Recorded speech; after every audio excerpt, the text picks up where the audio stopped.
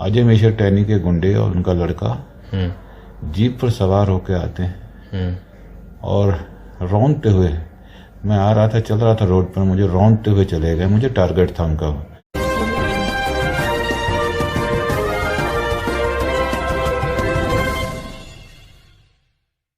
लखीमपुर हिंसा में जख्मी किसान नेता ने बताया कैसे पीछे से उन पर चढ़ाई गई गाड़ियां। आदाब, मैं ज़ीशान शेख और लंतरानी न्यूज़ में आपका स्वागत है। लखीमपुर हिंसा को लेकर सरकार ने किसानों की सारी शर्तें मान ली है, लेकिन गुनहगारों की अभी तक गिरफ्तारी नहीं हुई है। किसानों ने भी सोमवार को सरकार के साथ सुलह के बाद अपना आंदोलन खत्म कर दिया था, लेकिन सवाल ये है कि FIR दर्ज होने के बाद भी आरोपी आज़ाद घूम रहे हैं। इस हादसे में 4 किसानों को गाड़ी से कुचल मार डाला गया, जबकि कई जख्मी हो गए। हादसे में जख्मी किसान नेता तजिंदर विर्क गंभीर हालत में मेदाता अस्पताल में भर्ती है, जहां उनका इलाज चल रहा है। लखीमपुर में किसानों के प्रदर्शन को बुलाने वाले किसान नेता तजिंदर विर्क ने कहा कि ये हमें मारने की साजिश रची गई थी। विर्क ने हादसे का आंखों देखा हाल बताते हुए कहा कि केंद्रीय मंत्री अजय मिश्रा ने बयान दिया था कि वो किसानों को लखीमपुर में क्या यूपी में नहीं रहने देंगे। अजय मिश्रा के इसी बयान के खिलाफ हम प्रदर्शन कर रहे थे। इस दौरान हम लगातार SP और DM के संपर्क में थे। विर्क ने बताया कि वहां यूपी के डिप्टी CM केशव मौर्य आ रहे थे, तो हम लोग रास्ते में काले झंडे दिखाने के लिए खड़े थे। फिर 3 बजे के करीब हमें बताया गया कि रूट बदल दिया गया है। हम लोग शांतिपूर्ण तरीके से वापस जाने लगे। अचानक से पीछे से बहुत तेज़ रफ्तार में गाड़ी आई और हमें पीछे से टक्कर मारी। वापस जा रहे किसानों पर गाड़ी चढ़ा दी गई और उस गाड़ी में अजय मिश्रा का बेटा और उसके लोग सवार थे। उसके बाद मुझे कुछ होश नहीं था। साथ ही उन्होंने बताया कि गाड़ी की रफ्तार 100 किलोमीटर प्रति घंटा से ज़्यादा थी। हमें जानबूझकर पीछे से टक्कर मारी गई। हमारा पूरा आंदोलन शांतिपूर्ण तरीके से चल रहा था।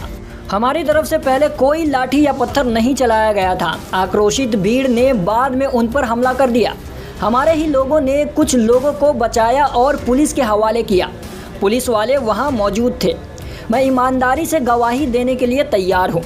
किसान नेता ने कहा कि 72 घंटे हो गए हैं, लेकिन अभी तक अजय मिश्रा की गिरफ्तारी नहीं हुई है।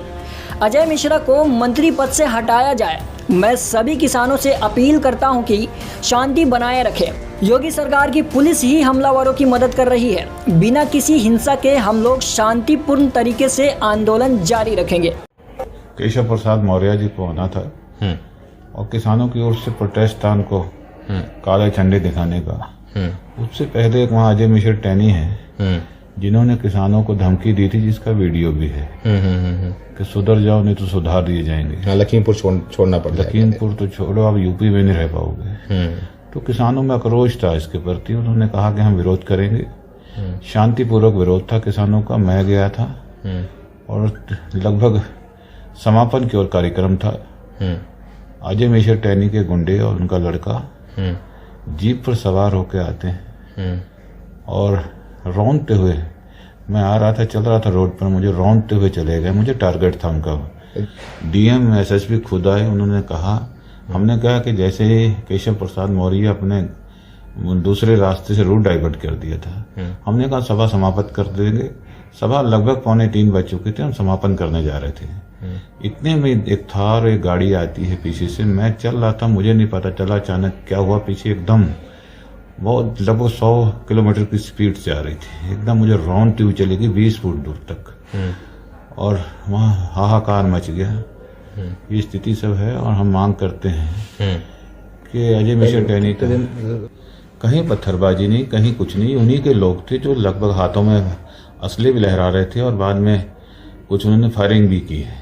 अच्छा, हमारी ओर से कहीं बिल्कुल शांतिपूर्वक था। हमने लगातार अपील की है कि हमारा आंदोलन शांतिपूर्वक है। अभी भी हम अपील करते हैं कि लोग संयम में रहें, शांति रखें। ये आंदोलन लंबा है और शांति से जीतें। सरकार के संरक्षण में सब हो रहा है और हम तो ये कहते हैं कि सरकार को इस्तीफा लेना चाहिए था। ऐसे गृह राज्य मंत्री जिनका इतिहास है, आपराधिक है, उनकी जांच होनी चाहिए। गुंडा उन पे आपराधिक इतिहास है उनका और उनके लड़के की अरेस्टिंग हो जानी चाहिए। आज अभी लगभग 72 घंटे हो चुके हैं, अभी तक कोई अरेस्टिंग नहीं हुई है और कहीं कोई प्रोटेक्शन नहीं है हमें कहीं भी। मैं लखीमपुर तक रहा, मुझे कोई प्रोटेक्शन नहीं मिला।